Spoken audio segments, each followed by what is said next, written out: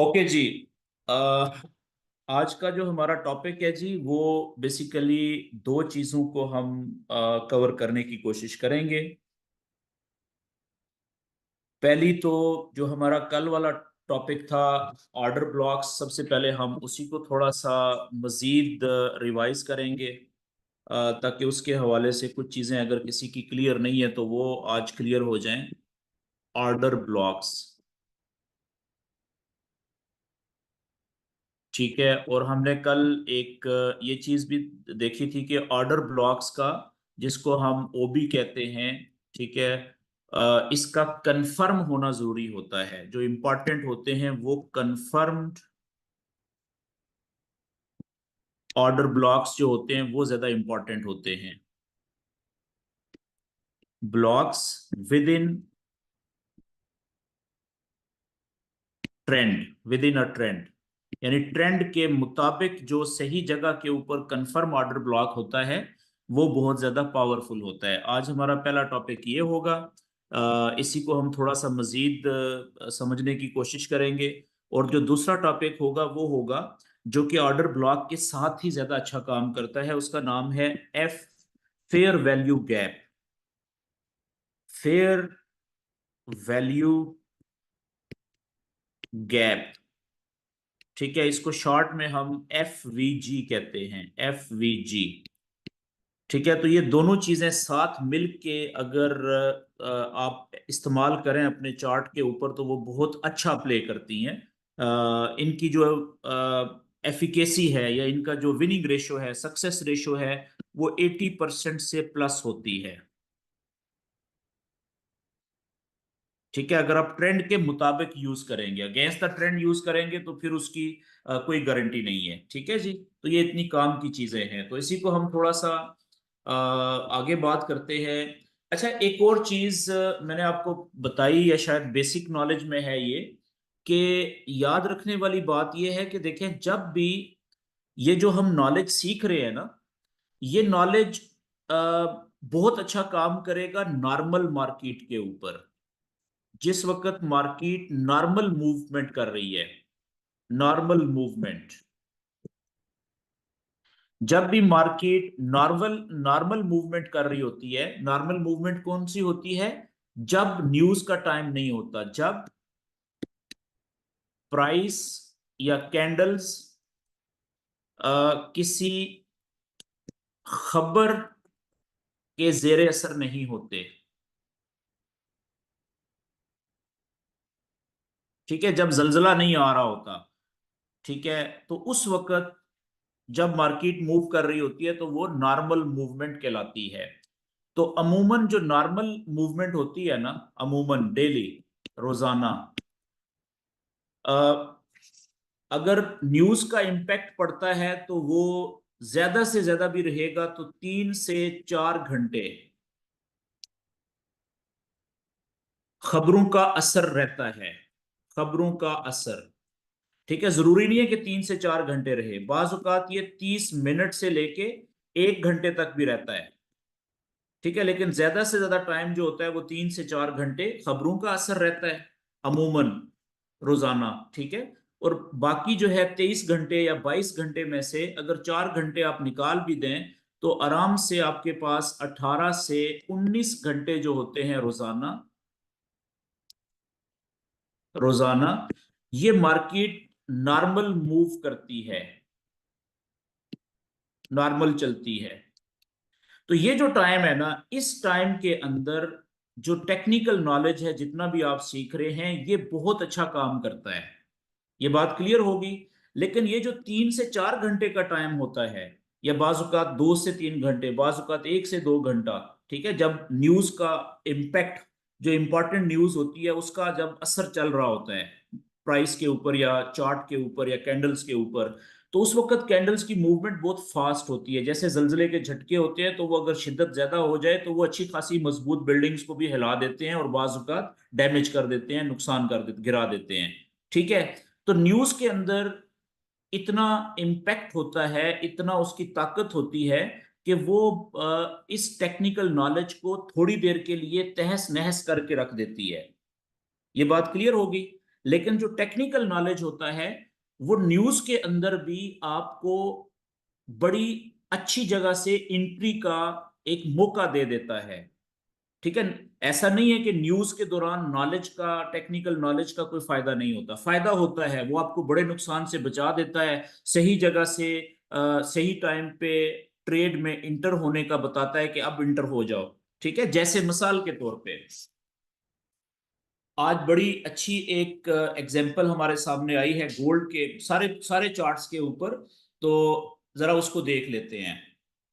मिसाल के तौर पे आप देखें, ये आपके सामने मैंने गोल्ड का चार्ट ओपन किया हुआ है 1 घंटे का। ठीक है, आपका देखें ये जो लेवल्स हैं येलो वाले, ये मैंने लेवल बनाए हुए थे कौन से, लास्ट जो लो पॉइंट्स थे। ठीक है, अब मैं इनको डिलीट कर देता हूं। ये मेरे ख्याल में पहले या दूसरे सेशन में मैंने बनाए थे। ठीक है, तो अब इनको मैं डिलीट कर रहा हूं। अब आप देखें कि अभी तक जो हमने नॉलेज सीखा है 3-4 सेशंस में, उसको हम थोड़ा सा अप्लाई करते हैं। अब देखें यहां से ऊपर से ये बेरिश ट्रेंड चल रहा था, यहां तक चला। मार्केट अपने जो प्रीवियस लो पॉइंट्स थे उनको ब्रेक कर रही थी, नए लो बन रहे थे नीचे। ठीक है, और यहां पे जाके आप देखें कि जो प्रीवियस हाई पॉइंट था बेरिश ट्रेंड का, लोअर हाई, ये यहां पे ब्रेक हो गया इस जगह पे। ठीक है, तो अब आप यहां से अगर नीचे से देखें, इस जगह से इस वक्त प्राइस किस मोमेंटम में चल रही है, यहां से लेके अगर आप वोर से देखें तो ये साफ बता रहा है हमें कि यहां से लेके अब ऊपर की तरफ मार्केट जो है वो बुलिश मोमेंटम में आ चुकी हुई है। और इसकी अगर हम मार्किंग करें तो वो किस तरह से करेंगे।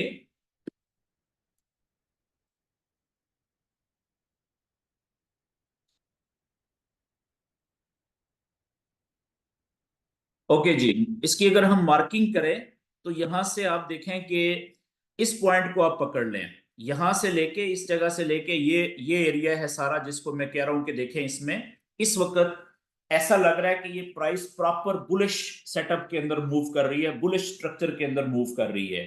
ठीक है जी, तो अब अगर ये लो पॉइंट है, ये वाला अगर हम इस पॉइंट को हम लो पॉइंट कंसीडर कर लें, तो इसका पहला जो हाई पॉइंट है वो ये बनता है बड़ा, यहां से प्राइस वापस आती है जिसको आप पुल बैक कह लें। ठीक है, और ये इसने देखें ये वाला हमारा बन गया पहला हायर लो। ठीक है, यहां से प्राइस ऊपर जाती है, इस जगह पे प्रीवियस हाई को ब्रेक करती है, और यहां पे ये रेंज है थोड़ी सी, कोई रिट्रेसमेंट नहीं है ये सारी।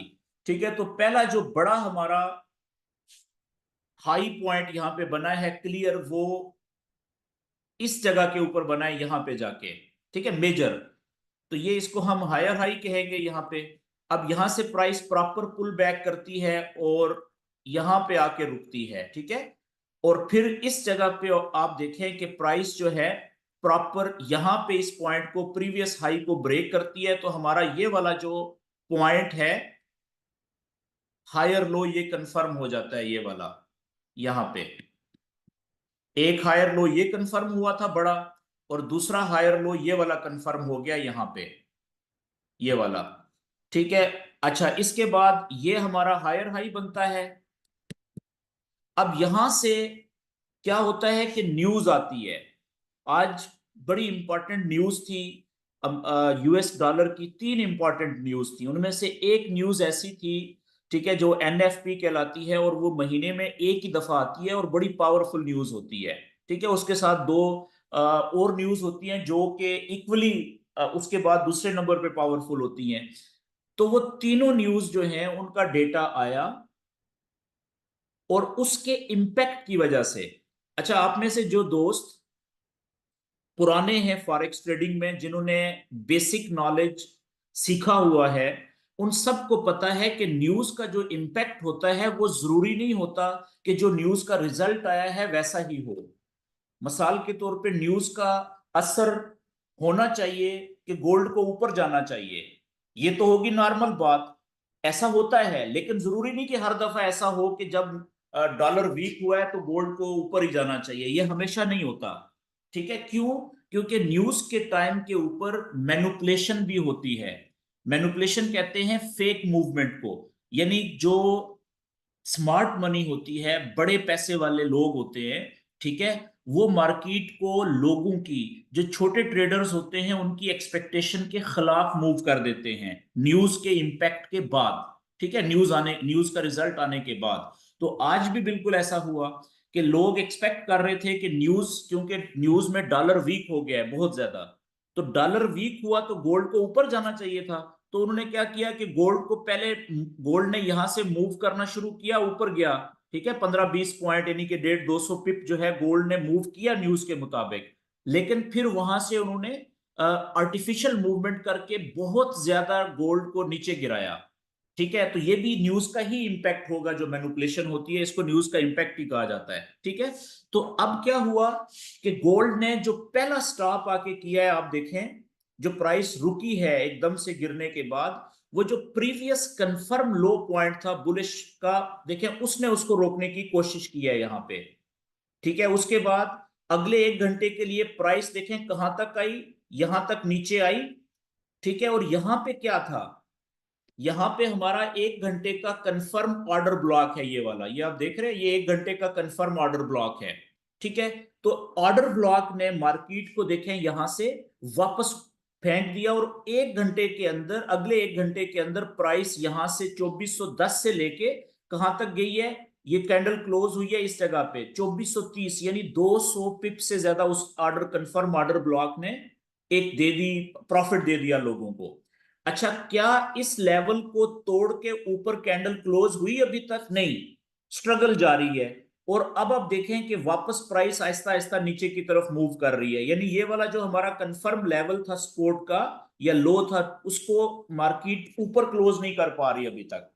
गई जरूर थी, लेकिन ये देखें वीक क्या है, ऊपर क्लोजिंग कोई नहीं है, क्लियर क्लोजिंग कोई नहीं है, ठीक है। तो अब एक्सपेक्टेशन क्या है, अब अगली अगली एक्सपेक्टेशन ये है कि ज्यादा से ज्यादा क्या हो सकता है कि जब प्राइस यहां पे आएगी नीचे, ये हमारा एक्सपोर्ट भी है, और ऐसा कंफर्म ऑर्डर ब्लॉक है जो एक दफा यूज हो चुका है, ठीक है। तो इसकी ऑर्डर ब्लॉक की अब वैल्यू खत्म हो गई है, या 70 to 80% कम हो गई हुई है ताकत इसकी। अब हमने देखना है कि या तो प्राइस यहां से ऊपर चली जाए, ठीक है, इस लेवल को क्रॉस करके ऊपर क्लोज हो जाए, तो फिर तो इसको सपोर्ट बना के ये मजीद ऊपर जा सकती है इस तरीके से। लेकिन अगर ये ऊपर नहीं जाती, यहां से नीचे आ जाती है, तो इसको वापस रीटेस्ट करके तो ये नीचे भी जा सकती है, ये जो ऑर्डर ब्लॉक था और सपोर्ट भी है। अदरवाइज फिर ये नीचे एक ऑर्डर ब्लॉक है कंफर्म, जो अभी तक यूज नहीं हुआ, ये वाला, ये आप देख रहे हैं, ये भी एक कंफर्म ऑर्डर ब्लॉक है। तो अगर यहां पे आती है तो फिर यहां से एक अच्छा मौका हमें मिल सकता है बाय की ट्रेड पकड़ने का। अदरवाइज अगर ये वाला जो लेवल है कंफर्म, जो बुलिश ट्रेंड का आखिरी हायर लो, अगर इसको प्राइस ऊपर क्रॉस करके रीटेस्ट करके ऊपर निकलती है, तो फिर यहां से वापस बाय की ट्रेड हमें बड़ी अच्छी मिल सकती है, ठीक है। तो आज के जो ये लाइव चार्ट है, इसमें आपने देखा कि कैसे हमारा जो आखिरी कंफर्म लो था, यहां पे मैं इसको मार्क करता हूं,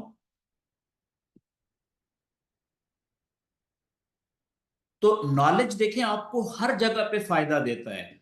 जिस वक्त न्यूज का असर शदीद होगा, ठीक है, ये आप देखें कि यहां से ये लो पॉइंट था, ठीक है, और ये पहला हाई बना, तो ये वाला हमारा हायर लो बना पहला, ये पहला हमारा लेवल, यहां पे मैं इसको मार्क कर लेता हूं, ये वाला, और इसका मैं कलर जो है वो कर लेता हूं जी येलो।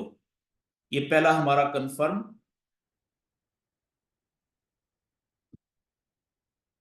ये लेवल, ठीक है, पहला हायर लो हमारा ये कंफर्म हुआ जब प्राइस ने ये प्रीवियस हाई ब्रेक किया यहां पे, ठीक है। तो ये हमारा कंफर्म हो गया हायर लो। और उसके बाद देखें यहां पे ये प्रॉपर पुल बैक नहीं है, ये रिट्रेसमेंट है, सॉरी रेंज है।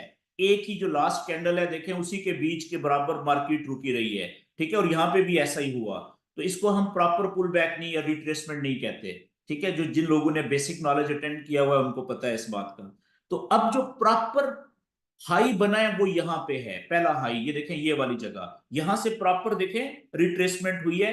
आखिरी एक कैंडल जो थी उसके लो को यहां पे इसने तोड़ने की कोशिश की है, और यहां पे हाई भी ब्रेक हुआ है प्रीवियस कैंडल का। तो हमारा पहला जो बड़ा हाई लेवल होगा वो ये था, वापस प्राइस आई, यहां पे रुकी और इस जगह पे जाके देखें इसने प्रीवियस हाई को ब्रेक किया, तो हमारा अगला जो हायर लो है कंफर्म इस बुलिश ट्रेंड का, वो आ गया इस जगह पे, ये वाला, ये हमारा कंफर्म हायर लो था आखिरी। ठीक है, और देखें इसी को प्राइस ने बार बार टेस्ट भी किया, यहां पे भी टेस्ट किया, फिर वापस आई। ठीक है, और ये कंफर्म हो गया यहां पे, और वापस जब गिरी है मैनिपुलेशन की वजह से या न्यूज के इंपैक्ट की वजह से, तो इसी लेवल ने जो आखिरी हमारा बुलिश ट्रेंड का कंफर्म लो पॉइंट था, उसी ने उसको रोकने की कोशिश की है। अभी भी हम ये नहीं कह सकते कि ये लेवल ब्रेक हो गया है। क्यों? इसलिए कि जब कैंडल नीचे आई थी अगले 1 घंटे की, तो वो वापस ऊपर चली गई, क्लोज इस लेवल के ऊपर जाके हो गई। ठीक है, उसके बाद अगली कैंडल भी उसी लेवल के ऊपर क्लोज हुई, ऊपर भी गई नीचे भी आई, विक लग गई। और अभी 21 मिनट हुए हैं अगली कैंडल को, हो सकता है ये भी वापस ऊपर जाके क्लोज हो जाए। तो अभी बस कश्मकश चल रही है इसी लेवल की कि इसने टूटना है कि नहीं टूटना। ये बात क्लियर होगी जी। अच्छा, अब आप देखें कि जो कल हमने पढ़ा था ऑर्डर ब्लॉक का कंसेप्ट, तो आप देखें ये जो नीचे लेवल है, ये आप देख रहे हैं यहाँ पे 1 घंटे का, ये हमारी रेड कैंडल रेंज में, और उसके बाद एक बड़ी वॉल्यूम की कैंडल ग्रीन कैंडल, तो हमारा ये ऑर्डर ब्लॉक बन गया यहाँ पे। और ये 1 घंटे का चार्ट है, तो हमारे लेफ्ट साइड के ऊपर ये कंफर्म कब हुआ था? जब ये प्राइस ने इस हाई को ब्रेक किया था। यहाँ पे देखें ये वाली हाई थी, प्रीवियस हाई। ठीक है, जब इसको इसने यहाँ पे ब्रेक किया तो हमारा ये कंफर्म बन गया ऑर्डर ब्लॉक, हमने लगा के छोड़ दिया था। अच्छा, अब प्राइस जो है जब वापस आई है किसी भी वजह से, तो आप देखें एग्जैक्टली इसी ऑर्डर ब्लॉक को टच किया है उसने, क्योंकि ये कंफर्म था। और एक ही गो में, ठीक है, एक ही घंटे के अंदर कितनी स्पीड से ऊपर से आई थी, और 1 घंटे के अंदर जिसने यहाँ पे पेंडिंग ऑर्डर बाय का लगाया हुआ था कंफर्म 1 घंटे के ऑर्डर ब्लॉक पे, उसने एक ही घंटे के अंदर आप देखें कि कितने ज्यादा पिप का प्रॉफिट ले लिया है। तो कल मैंने आपको बताया था कि 1 घंटे का जो कंफर्म ऑर्डर ब्लॉक होता है वो कम से कम 10 से 15 मेजर पॉइंट, यानी कि 100 से 150 पिप्स का प्रॉफिट वो देने की सलाहियत रखता है। तो आप देख लें आज ही वो बात यहाँ पे टेस्ट हो गई कि यहां से मार्केट 2411 से मूव हुई है। ठीक है, 2411 से, और कहां पे जाके क्लोज हुई है जी? 2433, यानी कि ये ऑलमोस्ट आप समझ लें कि 180, तकरीबन 18 मेजर पॉइंट्स, 180 पिप्स। ठीक है, उसने, तो अगर किसी ने यहाँ पे सिर्फ 4-5 यानी 40-50-60 पिप्स का भी प्रॉफिट लिया है, तो वो थोड़ा है उसके लिए, एक छोटी सी चीज ने, कंफर्म नॉलेज ने उसको दिया है यहाँ पे। ये बात आपको समझ आ गई कि नॉलेज आपको बुरे वक्त में भी फायदा देता है और ज्यादा नुकसान से बचा लेता है। बुरा वक्त क्या होता है कि न्यूज का टाइम है, ठीक है, और न्यूज बड़ी थी, और जो न्यूज का रिजल्ट आया था मार्केट उस रिजल्ट के मुताबिक मूव करने की बजाय उसको आर्टिफिशियल मूवमेंट करवा दी गई, फेक मूवमेंट करवा दी गई, जो कि होती है अक्सर। जो बड़े पैसे वाले लोग हैं, स्मार्ट मनी जिसे कहते हैं, वो अक्सर ऐसा करते हैं। ठीक है, बार बार ऐसा करते हैं, तो ये नॉर्मल प्रैक्टिस है। तो उसकी वजह से भी देखें हमारा जो नॉलेज था टेक्निकल, जो ऑर्डर ब्लॉक था कंफर्म 1 घंटे का, और मेरे ख्याल में ये 4 घंटे का भी है। अगर हम यहाँ पे 4 घंटे का चार्ट ओपन करेंगे तो इसी जगह के ऊपर देखें, हाँ, बल्कि 4 घंटे का जो ऑर्डर ब्लॉक है ना, वो थोड़ा सा उसकी मोटाई इसके ऊपर जा रही है, ये देखें यहां तक, तो एग्जैक्ट उसकी, इसको थोड़ा सा अगर आप लेवल को ऊपर ले जाएं, ये यहां पे, अब देखें एग्जैक्ट उसी ब्लॉक, यानी 4 घंटे का जो ऑर्डर ब्लॉक बन रहा है यहां पे, उसकी ऊपर वाली सरफेस को उसने टच किया है, सिर्फ जस्ट टच एंड गो। ठीक है, और कितना बड़ा उसने प्रॉफिट दे दिया। अब ये एक दफा क्योंकि मिटिगेट हो चुका है, यूज हो चुका है कंफर्म ऑर्डर ब्लॉक, 1 घंटे का भी और 4 घंटे का भी, दोनों एक ही जगह पे हैं। तो अब दूसरी दफा जरूरी नहीं है, ठीक है, कि ये दोबारा भी इतना ही असर ट्रेड दे, बाजुकात देता है थोड़ी सी, और बाजुकात बड़ी अच्छी मूवमेंट दे देता है, लेकिन हम इसके ऊपर अब 100% रिलाय नहीं करेंगे, क्योंकि एक दफा यूज हो चुका है। लेकिन इसके मुकाबले में आप देखें, ये नीचे हमारा एक कंफर्म 4 घंटे का और 1 घंटे का भी, ठीक है, ये ऑर्डर ब्लॉक है जो कि अभी तक फ्रेश पड़ा हुआ है और कंफर्म है ये भी। तो अगर प्राइस इसको तोड़ के यहां पे जाती है अभी, या फ्यूचर में किसी भी वक्त, तो ये बड़ी अच्छी ट्रेड दे सकता है हमें, जैसे आज इसने ये मौका दिया है। तो इसकी जो परसेंटेज जो होती है, विनिंग रेशियो जो होती है, वो मैंने आपको पहले बता दिया। ऐसा नहीं है कि ये 100% कंफर्म सेटअप्स होते हैं। ठीक है, 100% कंफर्म कोई भी चीज नहीं होती फॉरेक्स में, कोई भी नॉलेज 100% कंफर्म नहीं होता। लेकिन ठीक है, लेकिन इसकी जो विनिंग रेशो है या सक्सेस रेशो है इस तरह के सेटअप्स की, जो ट्रेंड के मुताबिक होते हैं, कंफर्म ऑर्डर ब्लॉक होते हैं, ये आप यूं समझ लें कि कम से कम भी रखेंगे तो 80% लाजम मिलेगी आपको। बहुत कम ये फेल होते हैं, ज्यादातर आपको ये थोड़ा सा प्रॉफिट जरूर देते हैं अगर बहुत ज्यादा ना भी दें। ठीक है, लेकिन नॉर्मली ये बड़ा अच्छा प्रॉफिट देते हैं। ये बात क्लियर होगी जी। तो कहने का मतलब ये हुआ अभी तक की जो बातचीत थी कि जो ऑर्डर ब्लॉक्स हैं, ठीक है, वो बड़ा इंपॉर्टेंट रोल प्ले करते हैं एक जो अच्छा ट्रेडर होता है उसके अच्छा ट्रेडर बनने में। ठीक है, तो ये इसको आपने इग्नोर नहीं करना, इसकी प्रैक्टिस करनी है, चार्ट पे यूज करना है। लेकिन ये फायदा कब देंगे आपको? जब आपको स्ट्रक्चर आइडेंटिफाई करना आ जाएगा।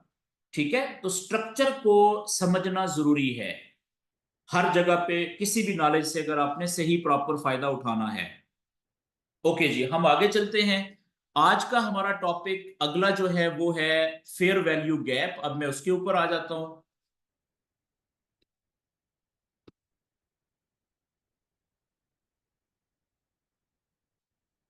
अच्छा, फेयर वैल्यू जो गैप होता है ना, वो भी बड़ा सिंपल कंसेप्ट है, बहुत आसानी से समझ आ जाता है हर किसी को।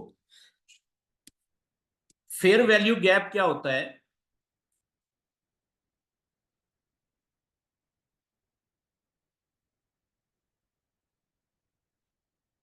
ये भी स्मार्ट मनी कंसेप्ट एक टॉपिक है। Smart money, SMC, smart money concept उसी का एक टॉपिक है।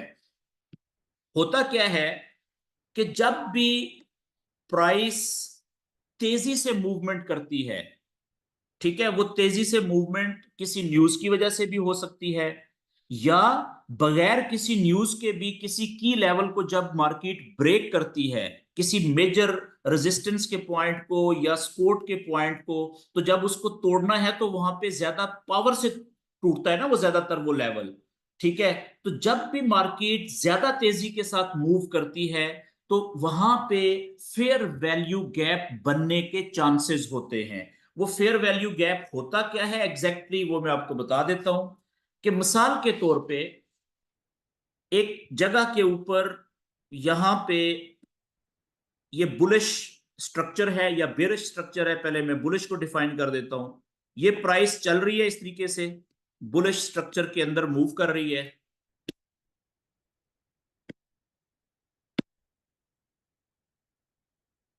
ये लो पॉइंट, ये हाई पॉइंट, ये यहां पे हायर लो बना, कंफर्म हुआ है प्रीवियस हाई को जब इसने ब्रेक किया। ठीक है, यहां पे हायर हाई बन गया, अब प्राइस वापस आ रही है। ठीक है। अच्छा, जो ऐसी जगह स्ट्रक्चर के मुताबिक जहां पे प्राइस को वापस पलटना चाहिए, अब बुलिश ट्रेंड के अंदर, बुलिश स्ट्रक्चर के अंदर ये प्राइस अपना बुलिश ट्रेंड कंटिन्यू करने के लिए कहां कहां से वापस मुड़ सकती है, वापस ऊपर की तरफ जा सकती है। तो पहला पॉइंट तो ये वाला जो प्रीवियस हाई है, इसका जो लेवल है ना सीधा, ये पहला पॉइंट हो सकता है जहां से ज्यादातर मार्केट प्राइस वापस मुड़ेगी। बुलिश ट्रेंड के अंदर बहुत ज्यादा चांसेस होते हैं। ठीक है, एक जगह तो ये हो सकती है। अगर यहां से वापस ना मुड़ी तो दूसरी जगह कौन सी हो सकती है? इसका जो बुलिश स्ट्रक्चर का आखिरी जो कंफर्म लो है वो कहां पे है? यहां पे है।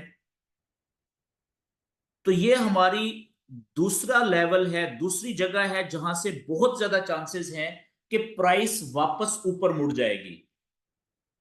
ऐसा ही है ना, इसी तरीके से अगर बेरिश मूवमेंट है, अगर प्राइस ऊपर से नीचे की तरफ आ रही है, तो इसमें ये हाई पॉइंट, यहां से प्राइस नीचे आई, ये लो पॉइंट, ये पुल बैक किया, ये ऊपर लोअर हाई बनाया, इसने कंफर्म हो गया जब प्रीवियस लो को ब्रेक किया, ये लोअर लो बना, फिर पुल बैक किया, ऊपर गई, लोअर हाई कंफर्म हुआ जब प्रीवियस लो ब्रेक हुआ। ठीक है, तो अब आप देखें कि यहां से चले, मैं पहले बुलिश स्ट्रक्चर की कर लेता हूं कि बुलिश स्ट्रक्चर में जब हायर हाई, नया हाई बना है, तो वहां से जब प्राइस पुल बैक कर रही है, वापस आ रही है, रिट्रेस कर रही है, तो कितने ज्यादा इंपॉर्टेंट या की लेवल्स हैं जहां से प्राइस वापस मुड़ सकती है या मुड़ने के चांसेस बहुत ज्यादा हो सकते हैं। एक ये, और दूसरा ये, क्या इन दो लेवल्स के बीच में से प्राइस वापस नहीं मुड़ सकती? सर मुड़ सकती है। मैंने आपको पहले बताया कि प्राइस कहीं से भी वापस मुड़ सकती है, 100% गारंटी कोई नहीं होती फॉरेक्स में। लेकिन नॉलेज हमें यह बताता है कि ज्यादा जबरदस्त जगह कौन सी हैं जहां से प्राइस के वापस पलटने के चांसेस बहुत ज्यादा हो सकते हैं। वो दो की लेवल जो है वो मैंने आपको बता दिए बुलिश स्ट्रक्चर में। ठीक है, इसी तरीके से जब प्राइस बेरिश स्ट्रक्चर में जा रही होगी, ये चले बेरिश की हम बाद में बात करते हैं, पहले बुलिश को समझ लेते हैं। ठीक है जी। तो अब इस जगह के ऊपर, ये वाली जगह या ये वाली जगह, यहां पे हमने देखना है कि जब प्राइस ऊपर जा रही थी तो ऊपर जाते हुए इसने यहां पे कोई फेयर वैल्यू गैप तो नहीं छोड़ा था, ये जगह। ठीक है, ये वाली जगह, यहां पे कोई फेयर वैल्यू गैप तो नहीं छोड़ा हुआ इसने। अब फेयर वैल्यू गैप क्या होता है? ठीक है, फेयर वैल्यू गैप ये होता है ऐसी जगहों के ऊपर, उसकी ज्यादा अहमियत हो जाती है। इसको मैं यहाँ पे एक्सप्लेन करता हूं। मिसाल के तौर पे इस जगह के ऊपर जब प्राइस ऊपर जा रही थी, ठीक है, ऊपर जाते हुए यहाँ पे कुछ इस तरीके से कैंडल्स बनी थी, नीचे से ऊपर जा रही है, फिर ऊपर जा रही है, फिर यहाँ पे प्राइस रुकी थोड़ी देर के लिए, एक रेड कैंडल बनी, फिर कैंडल नीचे बनी। ठीक है, उसके बाद एक रेड कैंडल बनी, थोड़ी एक या एक से ज्यादा रेड कैंडल्स, उसके बाद एकदम से जब बड़ी कैंडल बनती है, ठीक है, जिसे हम मोमेंटम कैंडल या हाई वॉल्यूम कैंडल कहते हैं, ठीक है ना, इस तरह की एक बड़ी कैंडल बनी ग्रीन ऊपर जाते हुए। ठीक है, ये कैंडल एक बन गई बड़ी। तो इसकी, मैं इसको थोड़ा सा क्लियर करता हूं मजीद, ठीक नहीं बना ये स्ट्रक्चर। तो ये कैंडल क्लोज हुई इधर, उसके बाद प्राइस रुकी यहां से, इस तरह से थोड़ा सा रेंज किया प्राइस ने। उसके बाद यहां से एक कैंडल उठती है ऊपर, और उसकी बॉडी कुछ इस तरीके से बन जाती है, ये। ठीक है, अब आप देखें कि ये जो कैंडल है, रेड कैंडल छोटी वाली, ये अपोजिट कैंडल है। यहां पे प्राइस ने रेंज किया ना थोड़ी देर के लिए। अब इस अपोजिट कैंडल का, इस कैंडल का की जो विक है ऊपर वाली, वो यहां पे क्लोज हो रही है, और अगली कैंडल की जो नीचे वाली विक है वो इससे भी नीचे आ गई हुई है। तो यहां पे कोई गैप नहीं रहा। लेकिन अगर ये सिचुएशन इस तरीके से होती कि ये रेड कैंडल, इसकी विक यहां पे है ऊपर वाली, और उससे आगे जो ग्रीन कैंडल है, ठीक है, वो यहां से शुरू हुई और उसकी विक यहां पे आके रुक गई, इस तरीके से गई ऊपर। तो इसकी विक और इस कैंडल की विक, यानी हाई वैल्यू कैंडल, ठीक है, जो हाई मोमेंटम या हाई वॉल्यूम कैंडल थी, जो पिछली अपोजिट कैंडल थी, इसके विक में अगर गैप आ जाए, तो उस गैप को, वो गैप जितना भी ब्लॉक बनता है, इसको हम फेयर वैल्यू गैप कहते हैं। बाज औकात ये जो गैप होता है, ठीक है, ये बहुत बड़ा भी होता है। इस तरह से भी सिचुएशन आपको लाइव चार्ट में नजर आएगी कि यहां पे ये कुछ इस तरीके से कैंडल है, इस तरीके से विक की एक कैंडल, ये रेड वाली कैंडल है, इसकी विक बनी ही नहीं, यहां पे बनी है नीचे। ठीक है, ऊपर की तरफ विक ही नहीं है। और इससे आगे जो रेड कैंडल बनी है, या जो ग्रीन मोमेंटम वॉल्यूम कैंडल बनी है, वो कुछ इस तरीके से बनी है। तो इसकी जो लोअर विक है, ठीक है, वो बिल्कुल ये ऊपर है। तो आप देखें इसके दरमियान में बड़ा बड़ा गैप आ गया है। तो ये गैप जो है वो फेयर वैल्यू गैप बड़ा बड़ा बन गया। इसको हम इस तरह से मार्क करेंगे कि हाई वैल्यू कैंडल की जो नीचे वाली विक है, वहां से लेके जो दूसरी कैंडल थी रेड कैंडल, जो आखिरी अपोजिट कैंडल थी, डिफरेंट कलर की, अपोजिट कलर की, उसका जो ऊपर वाली वीक अगर नहीं है तो नीचे वाली वीक के दरमियान का जो एरिया होता है, इसको फेयर वैल्यू गैप कहते हैं। ठीक है जी। अच्छा, इसको अगर हम थोड़ा सा रियल चार्ट के ऊपर ले जाएं तो वहां पे आपको ज्यादा अच्छी समझ आ जाएगी।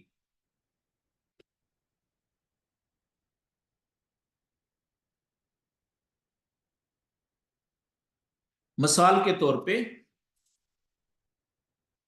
यहां पे आप देखें, ये 1 घंटे का चार्ट मैं ओपन करता हूं। अच्छा, ये फेयर वैल्यू गैप 1 मिनट में भी बनते हैं चार्ट, कोई सा भी आप यूज कर सकते हैं, 5 मिनट का भी कर सकते हैं, 15 मिनट का भी कर सकते हैं, 1 घंटे का, 4 घंटे का, कोई भी चार्ट आप टाइम फ्रेम आप यूज कर सकते हैं। ठीक है।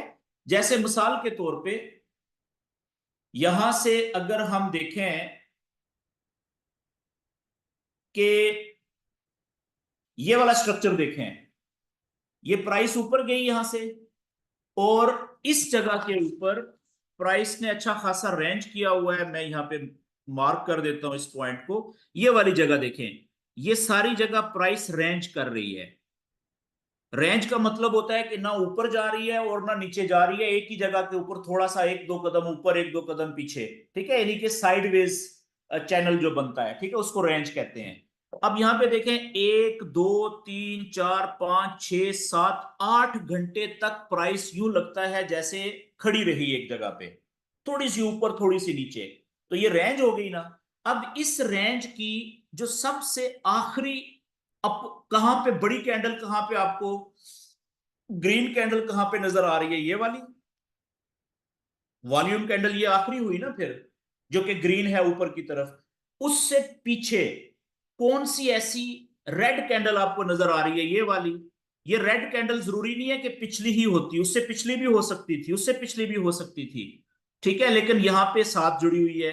तो अब यहां पे हम देखते हैं कि फेयर वैल्यू गैप को या एफवीजी को हम कैसे मार्क करेंगे।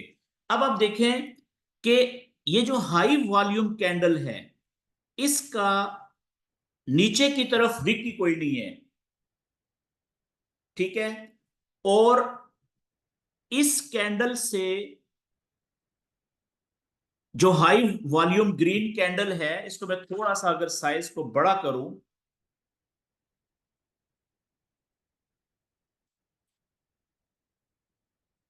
ये देखें यहां पे,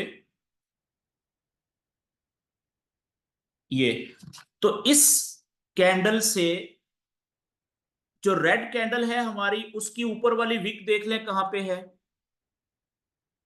रेड कैंडल की ऊपर वाली विक का लेवल ये है, ये वाला।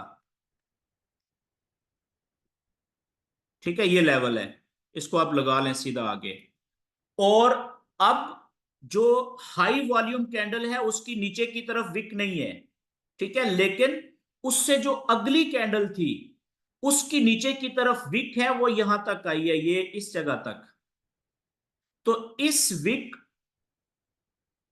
लोअर विक अगली कैंडल जो है उसकी, और वॉल्यूम कैंडल से पिछली जो रेड कैंडल थी, उसकी जो हाई विक थी, उसके दरमियान में जो गैप बनता है ना, इसको हम फेयर वैल्यू गैप कहते हैं। ठीक है। अब इसको मैं अगर प्रॉपर तरीके से मार्किंग करूं,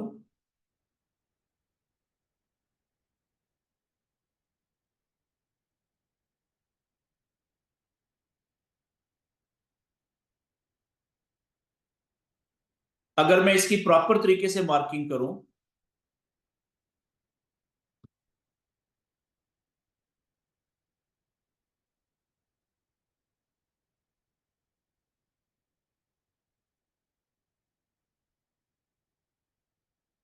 अब देखें, ये कैंडल है जी रेड, ये थी हाई वॉल्यूम कैंडल।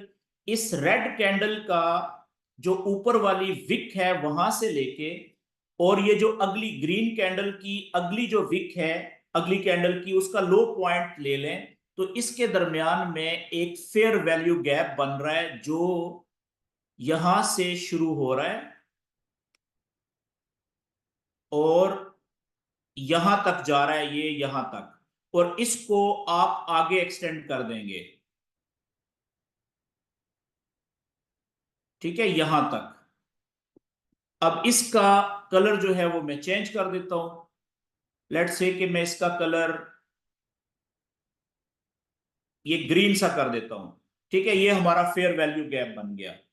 तो जो होता क्या है कि जब प्राइस ऊपर से वापस आती है ना, तो अक्सर औकात 50-50 होता है कि बास औकात जो फेयर वैल्यू गैप होता है, ठीक है, उसी के लेवल से प्राइस वापस बाउंस कर जाती है।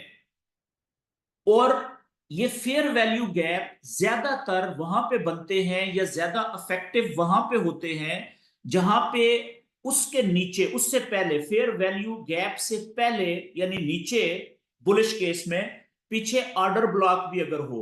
अब देखें यहां पे ऑर्डर ब्लॉक भी है, ये नीचे देखें। ठीक है, तो इसलिए जब प्राइस वापस ऊपर से आ रही है तो यही फेयर वैल्यू गैप इसको नीचे जाने से रोक रहा है और यहां से वापस प्राइस ऊपर उठ गई है।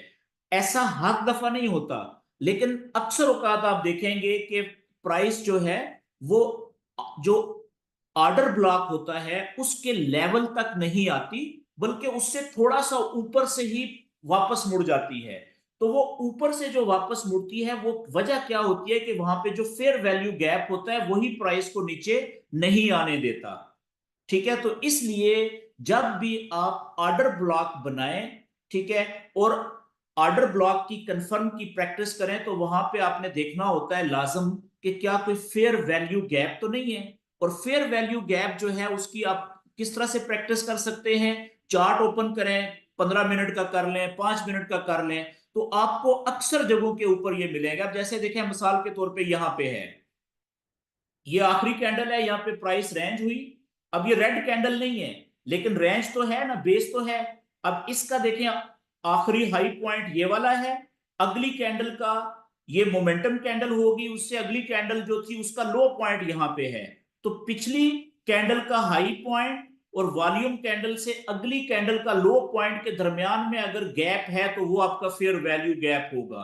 तो ये इतना ज्यादा नहीं है, बिल्कुल थोड़ा सा है, ना होने के बराबर है। देखिए अगली कैंडल ने आके प्रीवियस जो कैंडल थी, वॉल्यूम कैंडल से पहले जो थी, उसके हाई पॉइंट को ऑलमोस्ट टच करके वापस गई है। तो यहां पे फेयर वैल्यू गैप नहीं है।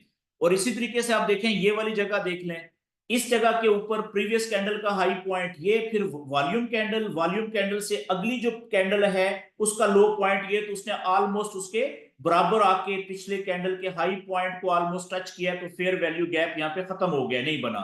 ठीक है, और वापस चली गई ऊपर।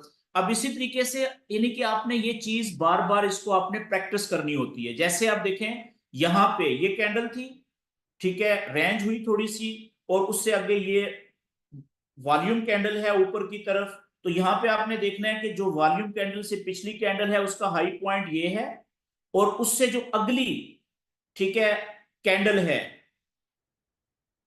उसका लो पॉइंट किधर आ रहा है, देखें ये वाला, यहां से लेके अगली कैंडल का जो लो पॉइंट है वो ये आ रहा है यहां पे। ठीक है, तो ये हमारा फेयर वैल्यू गैप है।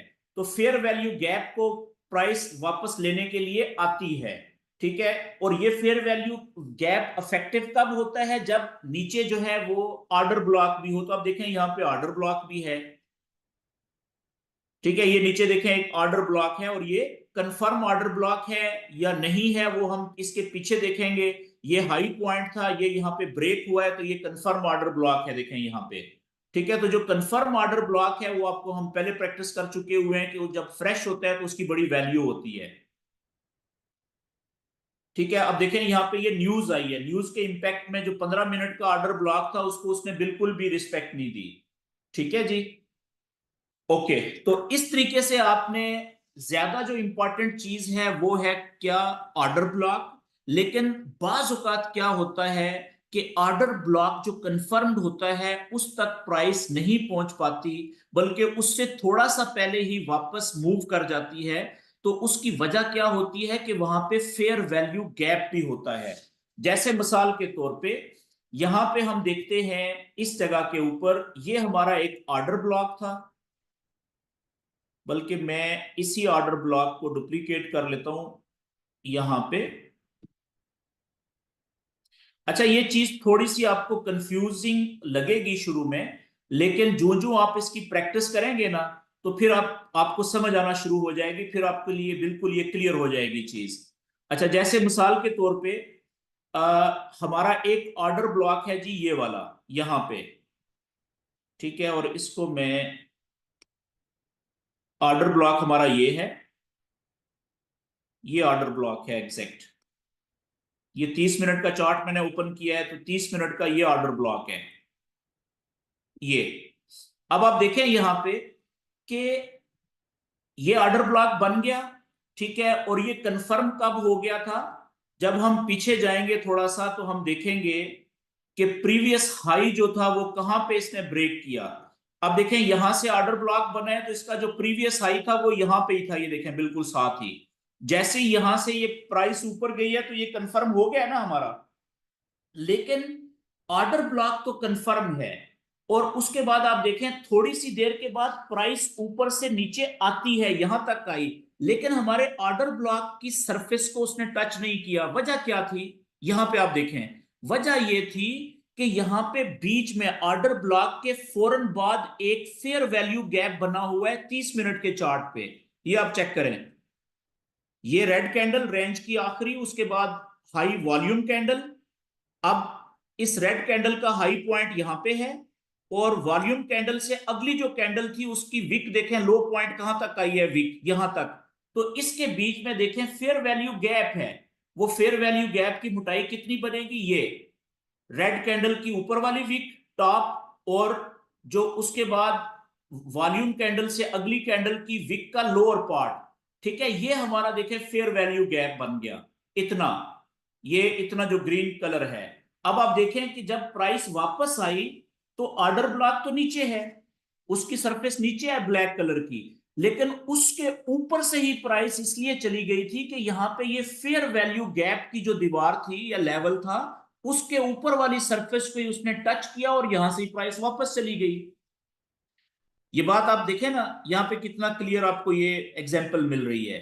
तो इसका फायदा क्या है, हम फेयर वैल्यू गैप हमें क्यों समझ आनी चाहिए, और इसको हमें अपने चार्ट के ऊपर अप्लाई करने की प्रैक्टिस क्यों करनी है। वो इसलिए जरूरी है कि देखें, अगर आप सिर्फ ऑर्डर ब्लॉक बना के बैठेंगे तो बाज औकात, बल्कि कई दफा ऐसा होगा कि ऑर्डर ब्लॉक तक तो प्राइस पहुंचेगी नहीं, बल्कि उससे थोड़ा सा पहले, ठीक है, थोड़ा सा पहले से प्राइस ऊपर उठ जाएगी।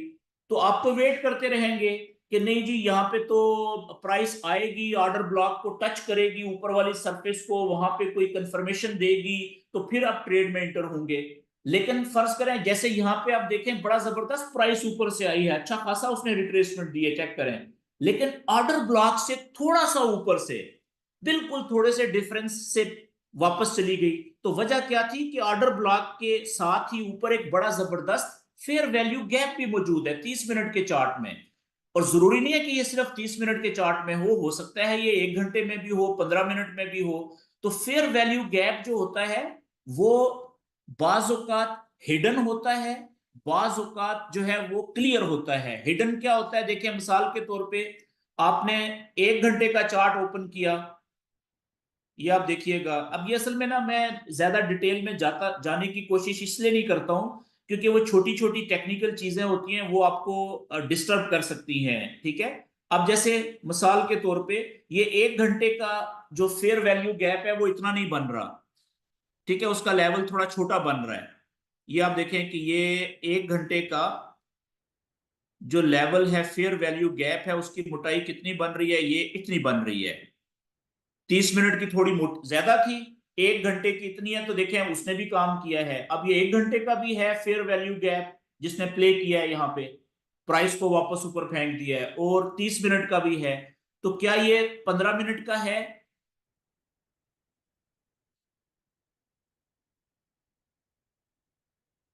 30 मिनट से छोटा चार्ट है 15 मिनट का, तो 15 मिनट का क्या ये है कि नहीं है फेयर वैल्यू गैप, तो वो यहां पे आप देख लें।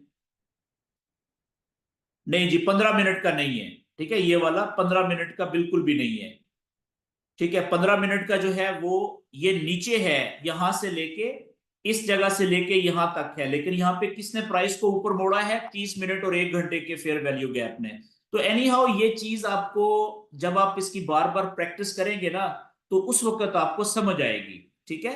तो है ये बड़ी बारीक सी चीज, लेकिन बड़ा जबरदस्त फायदा देती है। प्राइस को मूव ऑर्डर ब्लॉक से थोड़ा सा पहले जो प्राइस वापस मुड़ जाती है अक्सर औकात, काफी दफा, ठीक है, वो वजह ये होती है बेसिकली फेयर वैल्यू गैप की।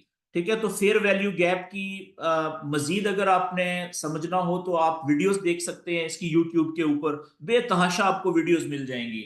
हर बंदा फेयर वैल्यू गैप को अपने अल्फाज में सही तरीके से बताने की कोशिश कर रहा होता है, जिसकी बात आपको प्रॉपर तरीके से समझ आ जाए, जो आप समझें कि हाँ इसकी बात आपको समझ आ गई है, तो आपको तो सिर्फ समझना है ना ये बात। ठीक है, तो वो अगर अभी एक सेशन में आपको समझ नहीं आई तो आप वीडियो सर्च कर लें। ठीक है, तो टेक्निक यही है।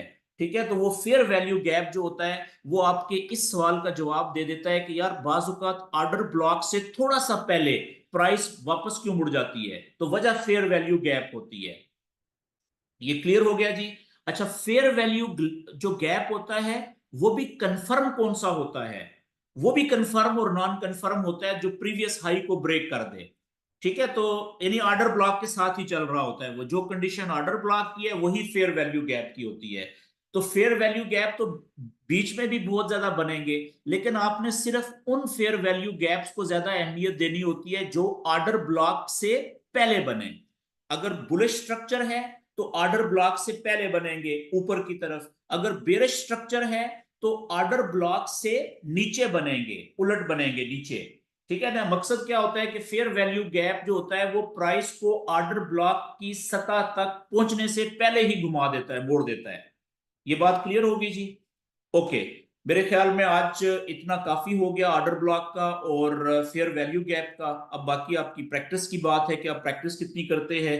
तो मैं क्योंकि आज थोड़ा सा जल्दी में हूं, तो इसलिए मैं यहाँ पे आज का सेशन करता हूँ बंद, और अभी आपके जो क्वेश्चन आंसर्स हैं वो हम देख ले लेते हैं। अच्छा, मेरे पास सिर्फ 10 से 15 मिनट है जी क्वेश्चन आंसर सेशन के लिए, तो इसलिए जरूरी क्वेश्चन करें, नॉलेज के मुताबिक करें, और जल्दी क्वेश्चन करके और दूसरे दोस्तों को मौका दें।